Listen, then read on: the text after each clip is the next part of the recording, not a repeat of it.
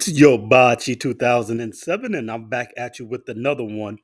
It's a brutal job market out here.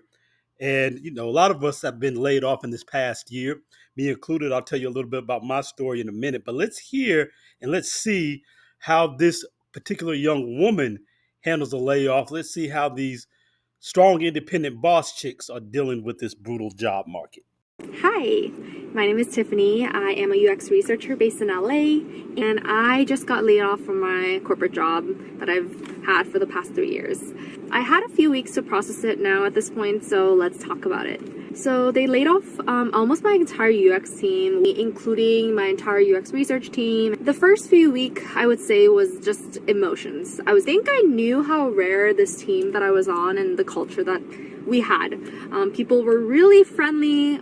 They were supportive and kind. I think I also kind of appreciated that I wasn't the only person getting laid off. Almost my entire UX team got impacted. So I work in a very closely related field to what she does. I'm a product manager in agile software development, and I work directly with UX designers. Some roles I'm a product manager, some roles I'm a product owner. Sometimes those overlap depending on the organization. Either way, I work with UX designers on a regular basis. As a matter of fact, these past few days, I've been doing user experience interviews with the assigned UX designer for a particular project that I am leading at this new position that I recently obtained after being laid off for about 7, 8 months. Though I was working, so the other thing I do is I do data analytics and database related work. So I've been running a survey program part time for a different organization since my layoff. I got that position about 4 weeks after I got laid off back in April. So uh, from a product owner position with the UX front end software team, where I definitely worked very closely with the UX designer because we were the team that did most of the front end, and likewise, my team got broken up and dispersed. A lot of tech. This is just what's been happening. And so, what did I do? I quickly got the first, not the first position I could have taken, but the next best position I could have taken uh, while partially living off of savings, and I could use the money from this part time role. It's paying enough per hour on this contract to where it was enough to almost cover my expenses. So I didn't have money to do much of anything else, but I also had savings. I'm going to talk about that more after we listen to a little bit more of what she's talking about. Because we were kind of in this together. We wrote references to each other in the past few weeks. We wrote recommendations to one another. If you're typically just leaving your company or you're the one of the very few people that are getting impacted from this layoff, then you really don't get that support. And that was a part of the reason why I thought, our team going through this together, it made it a little bit easier for sure. And then after all the emotions went through, there was a mental breakdown of like, what do I do now, right? I talked about this many times in my previous video, but the tech job market is, poop right now. No one is hiring. Even if they are, they're really extremely picky. They can be picky, right? Like people with so many years of experience, working in, with amazing background, working from FANG are all getting laid off, all looking for a job. So now that allows these employers to be picky and just move forward with the best of the best.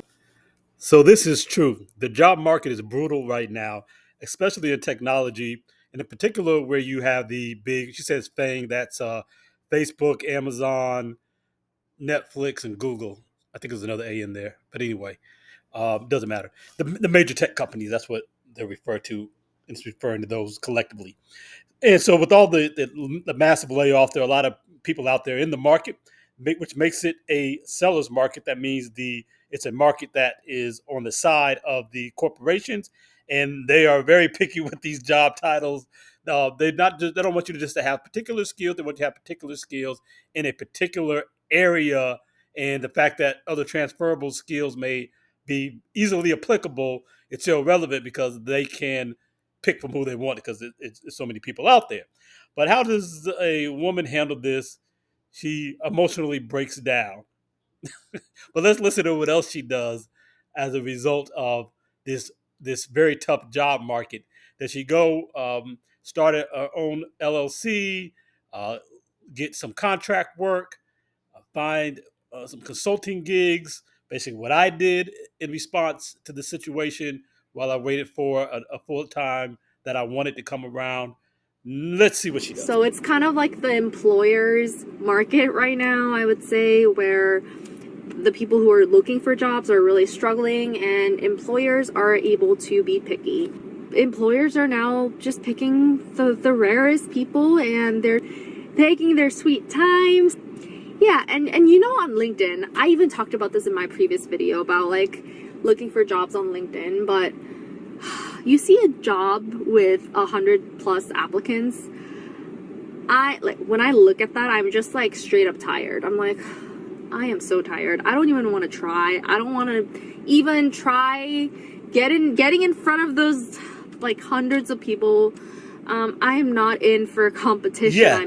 Who would expect you to compete in the job market? Don't do that. After all, you are a woman. You should just get equality of outcomes. Why should you have to compete or earn anything? Why should you actually be out here fighting for your livelihood and making a way in the world? No, it should just all be handed to you. Now, this is a pretty an attractive young woman. She says she has been in her role for about she's been in her field for about 7 years. So we're going to take it that she's about 29 years old. She could go for younger. She's quite attractive. She's kept herself fit. Now she could have a man who would be willing to go out here and bust his head against the wall, doing all this kind of work. You know, I'm working other angles. I'm still working my consulting angle, even while I have this full time job. I started the LLC, and I'm going to continue building my consulting clientele, even as I'm back working for an organization full time, because I'm willing to bang my head against the wall. And even over here, still trying to build this platform, I'm willing to put in all those hours of work. I'm willing to compete. I'm willing to see the 100, 200 people listed on a LinkedIn position and still believe I'm going to get that job over those people, regardless of whatever. That's the difference between men and women. But they don't want to compete in the job market. They just want equality of outcomes. It's the same way they don't want to compete for a man. Now, she could have a man who would do this for her, but no, he has to uh, be emotionally intelligent, and he has to be a certain height, and he has to come to the table with everything under the sun. He couldn't be laid off. If he gets laid off, these women will leave you nowadays. He couldn't have this same situation happen to him. Somehow that makes him less of a man. But she doesn't want to cooperate with the man and have these things provided to her. She only wants them to be given to her directly. That's their choice. Like when I look at that, I'm just like straight up tired. I'm like, I am so tired. I don't even want to try. I don't want to even try getting in front of those like hundreds of people. I am not in for competition. I'm exhausted. I don't want to interview anymore. Then I start having some kind of like existential crisis. Like, if I am this qualified with like what 7 years of experience, like, and I've always been like a very self-confident person. I've always said, I'm exhausted. I don't want to interview anymore. Then I start having some kind of like existential crisis. Like, if I am this qualified with like what 7 years of experience, like, and I've always been like a very self-confident person. I've always said like, oh, I got the skill sets, I got the passion, like I can do whatever I want. Like, I've been a very confident person, but going through the job market right now in this time frame has just kind of like pulled me down a lot. Okay, then what are you going to do about that? I'm sure you have great decision-making skills based on the way you've been talking so far. That is where I'm at. I'm getting unemployment benefits, which is, by the way, about $1,800 per month in California. Oh, I'm headed on my first ever solo trip to Europe. I'm done. This is strong, independent boss chick decision making. She's in California living off of $1,800 a month of unemployment. She can't get a job or get her career back kickstarted. And her resolution is to spend thousands and thousands of dollars to take a solo trip to Europe. Your back's against the wall. Uh, it's do or die. It's all the cliches. Her resolve is I need a mental health break vacation in Europe. She can't even just go a, a few hours south of wherever she is to San Diego and hit the coast and just be on the beach and just enjoy. Go down to Baja, uh, uh, south of California, there in Mexico. Spend a few $100s. No, she's going to spend $1,600 at least on a ticket just to fly to Europe. The whole unemployment check, that's where it's going. Just for the flight, probably. This is insane. This is the decision making. See, I travel to Africa. I ain't spending all my money to go to Europe. I might, but I travel to Africa, and this year I was actually wanted to go to the Caribbean. Last year in 2024. But when I got laid off, I decided all that's on hold. I still had the money. I could have gone anytime I wanted to.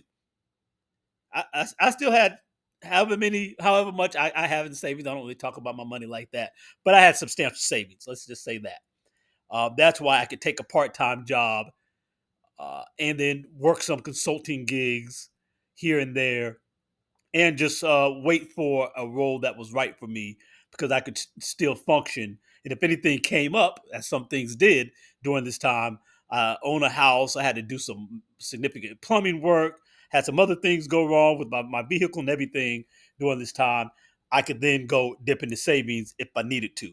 But even though I had the money in hand to go take another trip, I decided off of that I was supposed to go to Puerto Rico for my cousin's wedding, destination wedding thing, and hang out with some other cousins, the rest of the family for the summer. But I decided at $500 a night at the resort. I was going to go for a minute. I was thinking about going. I could definitely, fronting the plane ticket money and all that was no problem. I decided I probably just shouldn't spend $500 a night and drop a couple $3,000 on a trip right now when I should make. Who knows how things are going to go again with the tech industry being in the total upheaval that it's in.